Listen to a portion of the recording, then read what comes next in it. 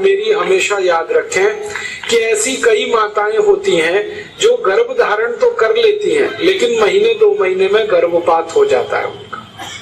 कोई कारण हो सकता है, 1 महीने में, किसी का 2, किसी का 3 महीने में गर्भपात हो जाता है। ऐसी सब माताओं को चूना खिलाइए, कभी भी गर्भपात नहीं होगा। और मेरा तो सब माताओं को ये कहना है कि जब भी कोई गर्भवती माँ हो अपने घर में, तो उसको हर दिन चूना खिलाइए ताकि गर्भपात ना हो और बच्चा स्वस्थ हो।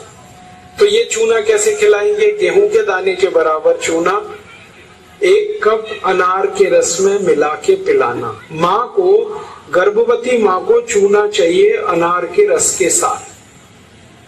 क्यों अनार का ही रस? क्यों? अनार के रस में सबसे ज्यादा आयरन होता है, लोहा, और चूने में सबसे ज्यादा कैल्शियम होता है। और गर्भवती माँ को आयरन और कैल्शियम, इन्हीं 2 तत्वों की सबसे ज्यादा आवश्यकता होती है। तो अनार का रस 1 कप ले लें और चूना गेहूं के दाने के बराबर हर गर्भवती माँ को 9 महीने तक दे दीजिए आप, सुबह खाली पेट। तो 4 फायदे होंगे इसके। पहला फायदा होगा कि बच्चे के जन्म के समय माँ और बच्चे को कोई तकलीफ नहीं होगी। दूसरा फायदा क्या होगा? बच्चा जो पैदा होगा वो बहुत हेल्दी होगा, बहुत स्वस्थ होगा। और तीसरा फायदा पता है क्या होगा? वो बच्चा बहुत इंटेलिजेंट होगा, बहुत ब्रिलियंट होगा। जिसकी माँ ने चूना खाया 9 महीने, उसकी IQ लेवल बहुत ऊंची होती है। और चौथा सबसे बड़ा फायदा ये होता है कि वो बच्चा जीवन में कभी भी किसी गंभीर बीमारी से परेशान नहीं होगा। बस हमें क्या करना है? हर गर्भवती माँ को 1 कप अनार का रस और गेहूं के दाने के बराबर चूना मिला के पिलाते हैं।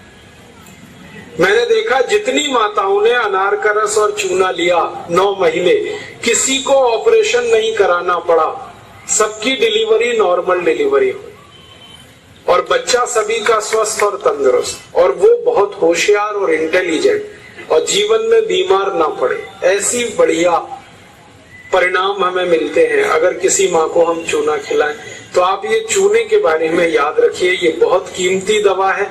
हालांकि इसकी कॉस्ट कम है, लेकिन वैल्यू बहुत है इसकी। सस्ता मिलता है, 50 पैसे में इतना चूना मिल जाएगा कि 2-4 महीने खा सके, क्योंकि भगवान ने प्रचंड मात्रा में हमको ये दिया है। इसे याद रखिए।